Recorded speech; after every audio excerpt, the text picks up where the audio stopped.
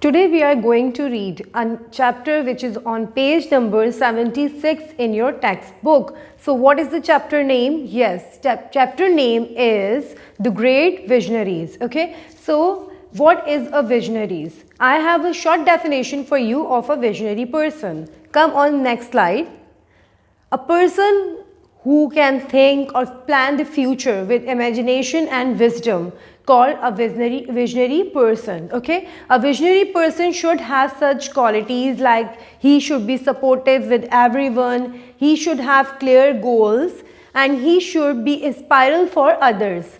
Next, clear communication is one of the most important quality of a visionary person, because if he and she doesn't have this quality, so he and she will be able to fail in conveying his or her message to the public. Next one is a vision. Okay, he and she should have a vision for the future. Yes, this chapter is all about the visionary, the leaders, two leaders, Quaid-e-Azam and Allama Iqbal. First, you need to read the whole chapter thoroughly, then you will come on exercise. I am going to tell you about exercise number 3, which is on page number 85 of your textbook. Now, read the question. Find meanings from the glossary at the end of the books.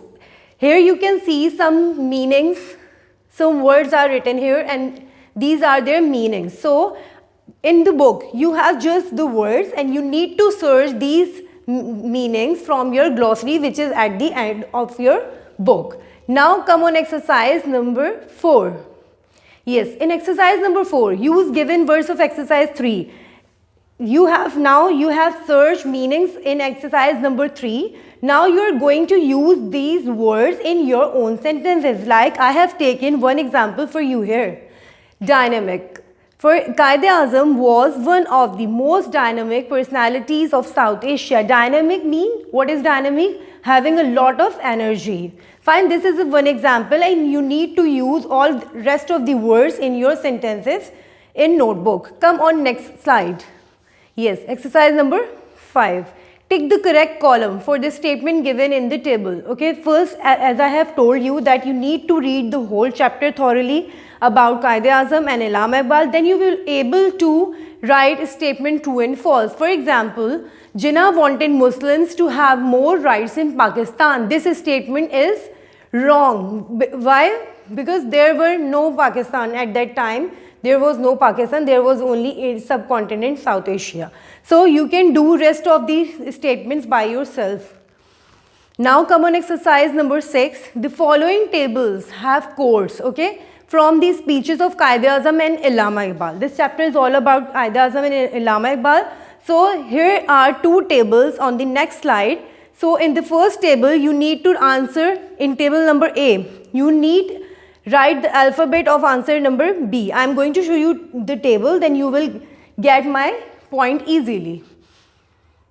Yes, these are the two tables, okay. Quote part 1 and here is quote part 2. You need to find the rest of part in the column B. For example, you are free to go your temples. So which is D. Now I have written for you for your convenience D. So I am going to match 1 with D. Yes, you are free to go to your mosque, to any other place of worship in the state of Pakistan. This is the rest of the part of this quote, so I am going to match here.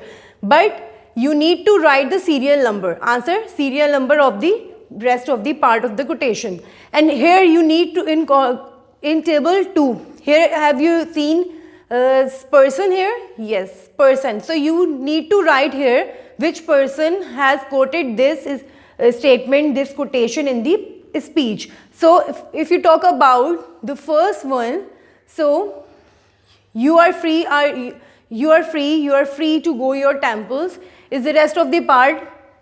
You are free to go your mosque, to your any other place of worship in this state. This statement, this quotation was quoted by Quaid-e-Azam, so I have written Q here. If the quotation will be was quoted by the Allama Iqbal, so you will write A for Allama Iqbal and Q for Quaid-e-Azam. So this is very easy. You can do it after reading the text. Now come on the next slide. Exercise number 7. Go back to exercise number 6. We have done exercise number 6 and there were some quotations of Allama Iqbal and Quaid-e-Azam. So in this word we have to write the location, okay, on which condition, where, when and where. You can say easily when and where these quotations were spoken.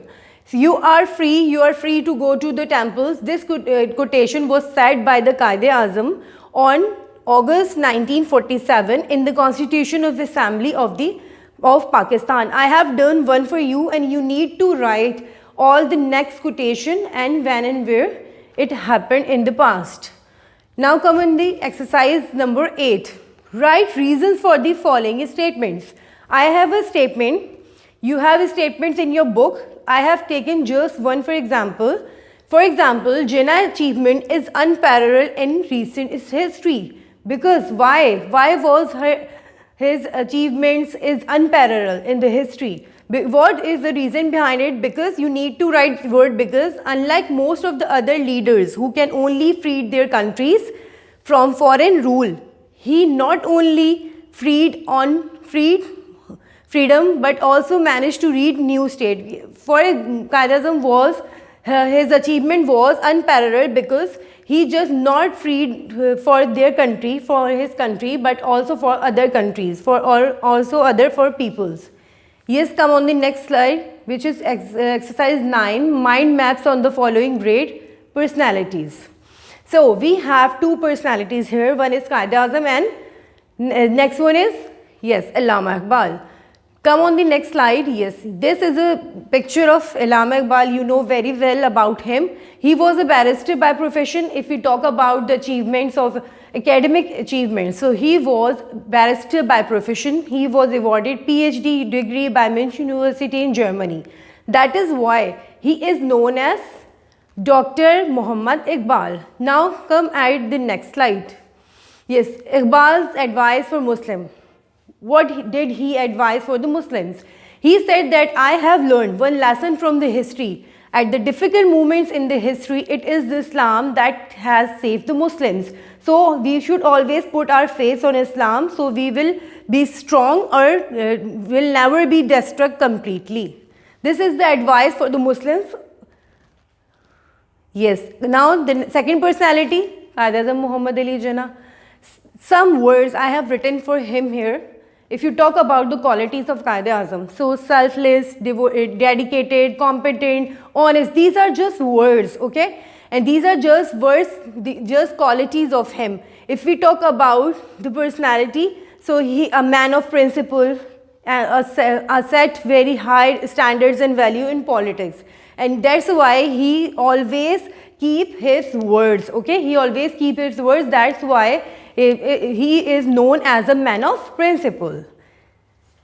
Yes, on the next slide, we have vision for Pakistan. What was the vision of Quaid-e-Azam for Pakistan?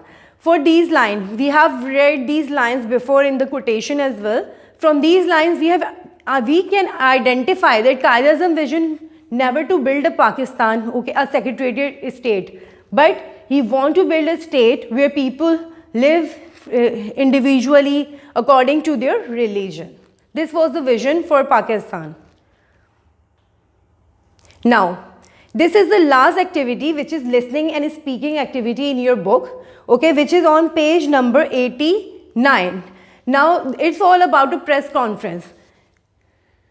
I'm going to tell you about something about a press conference. What is press conference? A press conference or news conference, both are same, you can use any word. Press conference or news conference is a media event in which newsmaker invite journalists to hear them speak and most often ask questions. Now, have you ever seen this picture in the news or newspapers? I hope you have seen this picture. This is a press conference of Maryam Nawaz.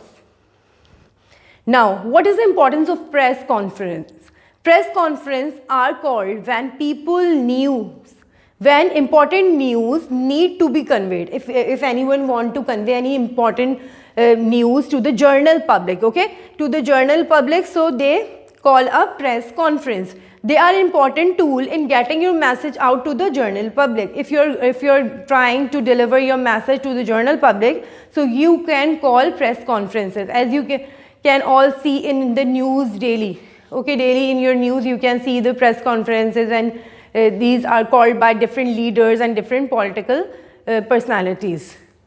Assalamu alaikum, ladies and gentlemen. Welcome to the press conference, which is related to the reopening of schools. So put your hands together for the Minister of Education. Thank you.